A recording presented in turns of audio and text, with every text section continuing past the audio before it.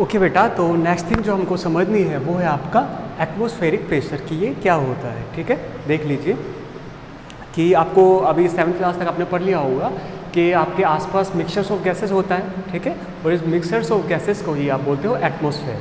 ठीक है, अच्छा, तो एटमॉस्फेयर में जो गैसेस होती है आपको पता है ये गैसेस आपके सभी ऑब्जेक्ट जो है इंक्लूडिंग वी, ठीक है, सभी ऑब्जेक्ट के ऊपर एक प्रेशर क्रिएट करती है। सभी ऑब्जेक्ट जो भी मान लें हम ह्यूमन्स है, आपके टेबल चेयर, आपके एनिमल्स वगैरह है, आपके बुक्स वगैरह जो भी है, जो भी ऑब्जेक्ट आप आसपास देख रहे हो, ठीक है, जो कि एयर के कॉन्टैक्ट में आ रहे हैं, वहाँ पर एयर जो है उनके ऊपर प्रेशर एक्सर्ट करती है, प्रेशर लगाती है। ठीक है, उसको बोलते हो आप एटमॉस्फेरिक प्रेशर। तो कोई आपसे पूछे कि डेफिनेशन पूछे या फिर एग्जैक्ट पूछे तो क्या बता सकते हो आप कि एटमॉस्फेरिक क्या है?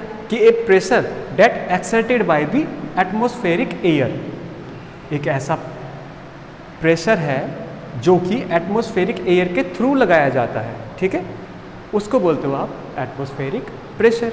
अच्छा, तो इसका एग्जाम्पल देखो थे आप, एग्जाम्पल कहाँ देख सकते हो आप? देखो पहले मैं बताऊँ कि आपके बच्चों की एक बंदूक आती है, ठीक है, पता नहीं अब आती है नहीं आती, बंदूक आती है, उसमें क्या है गोली होती है, और गोली कुछ ऐसी होती है कि अगर आप जिसकी तरफ करके चलाओगे ना, जैसे मान लीजिए दीवार है आगे या फिर कांच की कोई शीट है, उसकी तरफ करके चलाओगे तो उसकी जो गोली है उसी के ऊपर चिपक जाती है बिल्कुल, और जब आप उसको जाके हटाओगे तो हटती है। ठीक है, वो इस तरह रहती है। वो बंदूक तो जो नॉर्मल है वो है ही, उसमें क्या होती है उसकी जो गोली होती है वो कुछ इस तरह होती है। मान लीजिए आगे कोई दीवार वगैरह है और गोली उसकी कुछ आगे से इस तरह रहती है, मैं बड़ी करके बना रहा हूँ, ठीक है, इस तरह रहती है। ठीक है, आगे कुछ रहता नहीं, बस ये खाली रहती है इस तरह से। इस तरह कुछ बंदूक थी उसकी गोली होती है, अगर आपने वो बचपन में या फिर अभी भी खेल रही हो तो। ठीक है, अच्छा, क्या होता है इसमें, ये पूरी की पूरी जो गोली होती है रबर की बनी हुई रहती है। जब आप इसको चलाते हो और सामने ऑब्जेक्ट को जब हिट करती है तो क्या होता है, सामने ऑब्जेक्ट को जब हिट करती है ना तो आगे जाके यहाँ पर रुक जाती है और इस तरह से देखो सामने वाले ऑब्जेक्ट को जैसे हिट किया, या कांच, ये कांच की कोई शीट या फिर आपकी दीवार वगैरह बोल कुछ भी हो सकता है। ठीक है, एक सेकंड, दीवार वगैरह कुछ भी हो सकता है। ठीक है, जैसे ही इसको हिट करती है तो क्या करता है, आपके अंदर की जो भी एयर रहती है ये एयर यहाँ से बाहर की तरफ निकल जाती है और इसके अंदर क्या बन जाता है, एक वैक्यूम क्रिएट हो जाता है। ठीक है, अंदर एक वैक्यूम क्रिएट हो जाता है। वैक्यूम मीन जहाँ पर आपकी कोई भी एयर हो, there is no air, that is called vacuum. ठीक है, वहाँ पर आपका वैक्यूम क्रिएट हो जाता है। तो क्या करती है, जैसे वैक्यूम क्रिएट होता है तो आपका जो एटमॉस्फेरिक प्रेशर जो है वो इसके ऊपर लगना स्टार्ट हो जाता है। लग तो पहले से रहा होता है लेकिन अब ज़्यादा अच्छे से आपको दिखना स्टार्ट हो जाता है। क्यों? क्योंकि इसके अंदर अब वैक्यूम है, वैक्यूम इसके अंदर कोई प्रेशर नहीं है।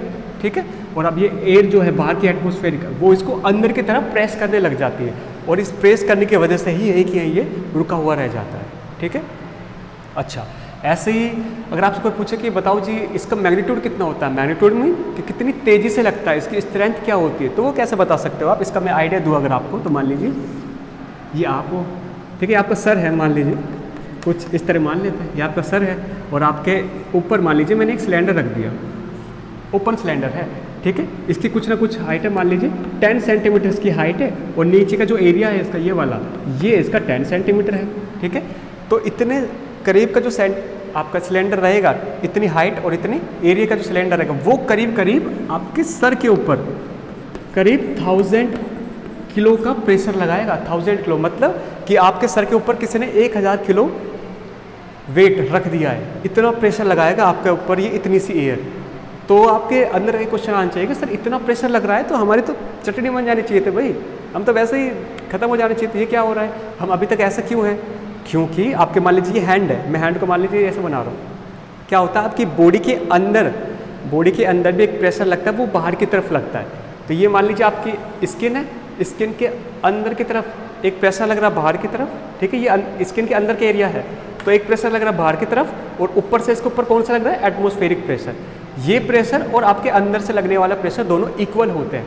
ठीक है, इसलिए ना स्किन आपके ऊपर जाती ना स्किन नीचे रह पाती, इसलिए आप सही सलामत घूम रहे हो यहाँ पे। ये ऐसा ही तो है जैसे मान लीजिए कोई रस्सी है, सेम स्ट्रेंथ से इसको इधर कोई बंदा खींच रहा है, सेम स्ट्रेंथ से कोई इधर बंदा खींच रहा है। ठीक है, तो ये रस्सी ना इधर जाएगी ना उधर जाएगी। वही तो कहानी है कि सेम प्रेशर से ऊपर लग रहा है, सेम प्रेशर नीचे लग रहा है, तो आपका कहीं पर भी नहीं जाएगा वो ऑब्जेक्ट। ठीक है, तो ये एप्लीकेशन थी आपकी एटमॉस्फेरिक प्रेशर की। आई होप कि आपको ये चीज़ भी समझ आ गई होगी। फिर भी कोई डाउट वगैरह है तो आप मुझको बता सकते हो। ठीक है, तो तब तक मज़े करो। ठीक है, थैंक यू।